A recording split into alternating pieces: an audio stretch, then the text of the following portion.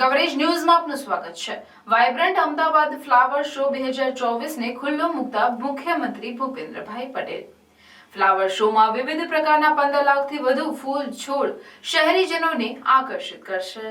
15 જાન્યુઆરી સુધી ચાલનારા ફ્લાવર શોમાં અનેક આકર્ષણો ઉમેરાયા। મુખ્યમંત્રી ભૂપેન્દ્ર પટેલના હસ્તે સાબરમતી રિવરફ્રન્ટ ખાતે વાઇબ્રન્ટ અમદાવાદ ફ્લાવર શો 2024 પ્રજાજનો માટે ખુલ્લો મૂકવામાં આવ્યો હતો।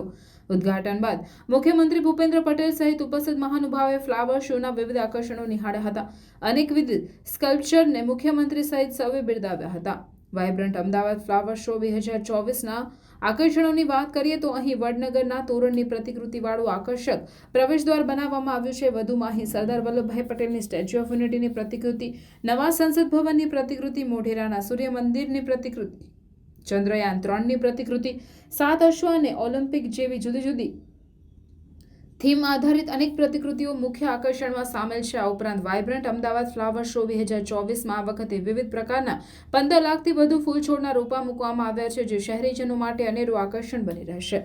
આ ફૂલછોડમાં પીટુનિયા, ગજેનિયા, બિગોનિયા, તોરણિયા, મેરીગોલ્ડ, લિલિયમ, ઓર્ચિડ, ડહેલિયા, એમરન્સ, લીલી, કેક્ટસ પ્લાન્ટ, જરબેરા જેવા અનેક દેશી વિદેશી ફૂલોનો સમાવેશ કરાયો છે અને વિદેશી ફૂલ છોડના રોપા પણ મૂકવામાં આવ્યા છે।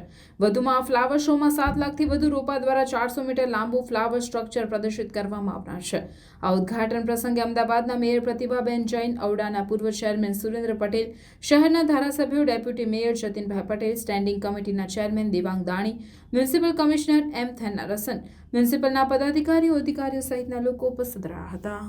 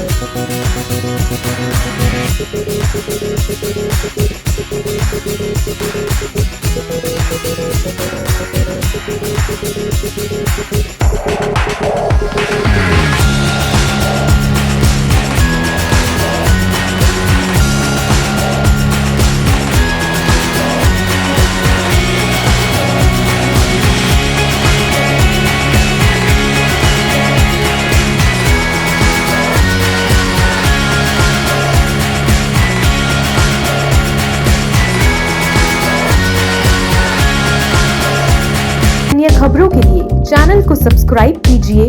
खबरों का नोटिफिकेशन पाने के लिए बेल आइकॉन को जरूर दबाएं।